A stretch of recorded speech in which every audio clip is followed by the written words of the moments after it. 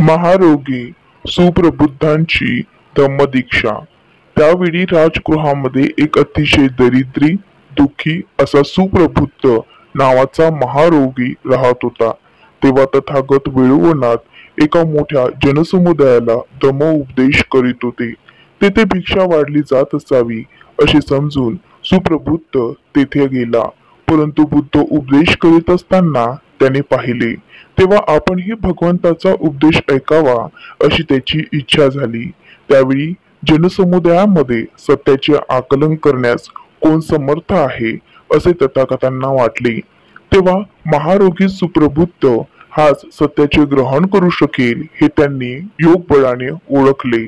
परंतु तथागतांनी खास त्याच्यासाठीच प्रवचन केले। तथागतांचा उपदेश ऐकून सुप्रबुद्धांचे अंतःकरण बंधनमुक्त, प्रमुदित, श्रद्धापूर्ण झाले। सत्याची जाणीव झाल्यामुळे तो संदेहमुक्त होऊन त्या पलीकडे गेला। त्यांच्यात विश्वास उत्पन्न होऊन त्याला श्रोतापन्नी फळ प्राप्त झाली। त्यानंतर तो म्हणाला, भगवान फारच उत्तम। ज्याप्रमाणे पतिपाताला वर उचलावे, अंधारात गांगरून गेलेल्या प्रकाश मार्ग दाखवावा, त्याचप्रमाणे भगवंतांनी सत्याचे विवरण केले आहे। भगवान, मी तथागतांना त्यांच्या धम्माला आणि संघाला शरण आलो आहे। भगवंतांनी माझा स्वीकार करावा। त्यावर तथागतांनी होकार दिला आणि हीच त्याची धम्मदीक्षा ठरली।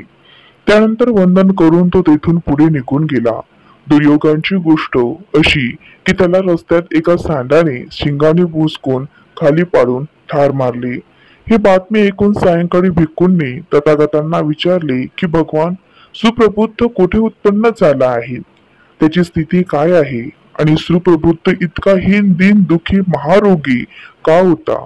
त्यावर भगवंत म्हणाले की तावस्तिक लोकात उत्पन्न झाला आहे। तो आपल्याच अकुशल कर्मविपाकाच्या अवशेषाने महारोगी, दीनदुःखी झाला होता। असे म्हणून तथागतांनी उपदेश केला की चरंती बाला दुमेदा अमी तेनेव अत्तना करोंतो पापक कम्म यो होती कटुक फल। दुर्बुद्धी मूर्ख मनुष्य पापकर्म, अशुल कर्म करतो, स्वतःचा शत्रू बनतो, वावरतो। त्याच्या कृत्याचे त्याला मिळणारे फळ हे सदैव कडूच असते। पश्चाताप न होणारे कर्म करणे ठीक आहे।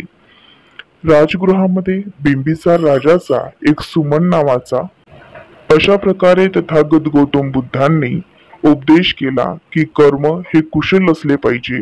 पाप कराल तर त्याचे फळ भोगावे लागतील। नमो बुद्धाय।